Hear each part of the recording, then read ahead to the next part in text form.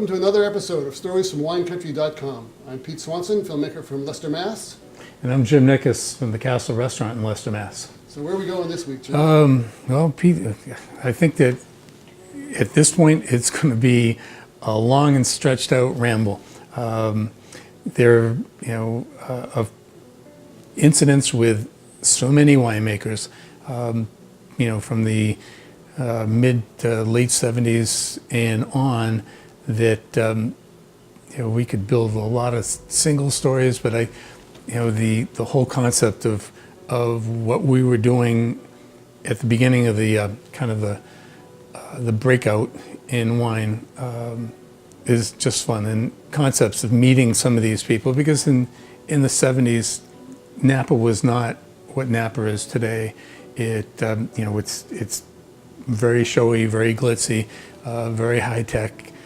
It was a lot less of that. I mean, it was on its way, but it was a lot less. The days in Sonoma in the early 70s, mid 70s, early 80s, they were more the rancher, the farmer, the grower. They weren't kind of the show figure. So we had a great time with some of these people in the early days.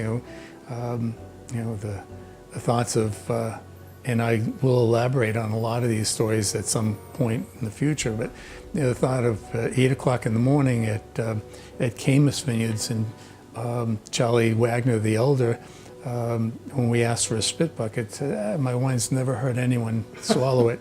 Well, at 8:45 we were under a eucalyptus tree on the drive, sound asleep, all four of us. The thoughts of pulling up to Burgess Vineyards, and Tom Burgess, who's a great guy, just showing us around, tasting us, taking care of my, at that point I would say, 6-year-old daughter.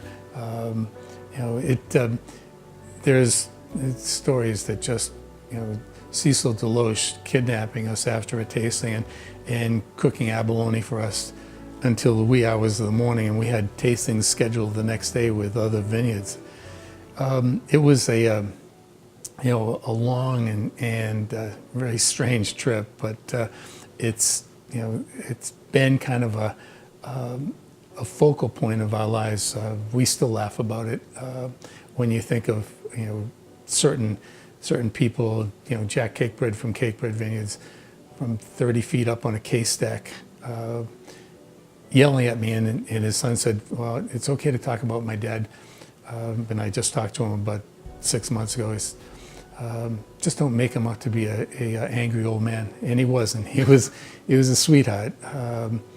It's just, we were young kids, and they were just kind of growing into what was a fast-moving train in the wine industry. When was your first trip out there? First trip was 78, and then we went pretty much every year into the 90s. And we met a tremendous amount of great people, and they were unabashed what they were doing and talking about. I can remember Beau Barrett from Chateau Montelena, and I love his wine. If you look at my list, I have like 20 vintages.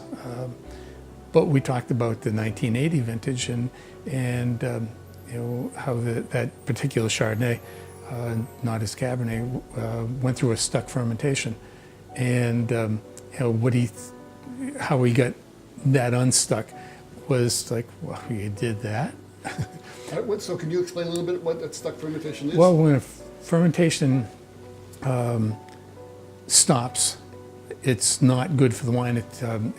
Before it reaches its final destination, and there's mechanically is the way most people would handle it, but it has to get unstuck and continue its fermentation process.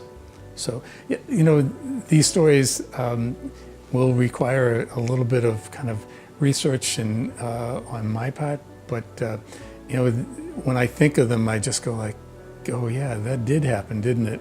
So, this is kind of a preamble to the long-term ramble. So Bo Barrett, he was part of that judgment in Paris. And had you heard about that before you went out there? Sure. Everyone had heard about the,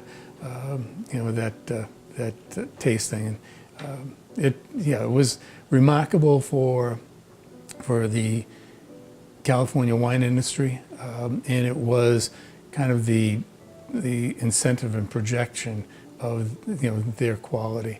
And today, I'm still selling some of those older vintages in the late 70s, mid 70s, where they were 100% Cabernet for the red wines.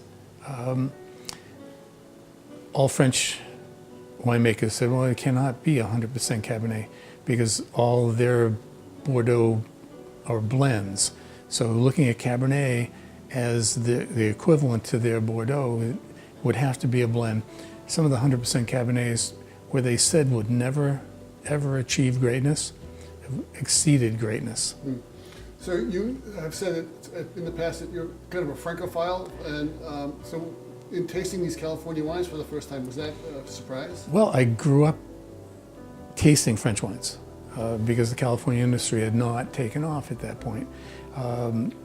It was limited in scope and quality and quantity.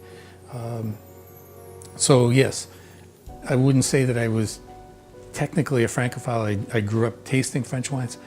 The concept of great California wines, I was never in doubt. Once you tasted them, you could sense it. And that's, that whole extrapolation process when you taste something young and try to determine how long it's going to go, it all depends on the pedigree of the vineyard, the winemaking, the history of the weather that year, and where it's going to go is a tough call. But knock on wood, most of the time I was kind of right on where I should be.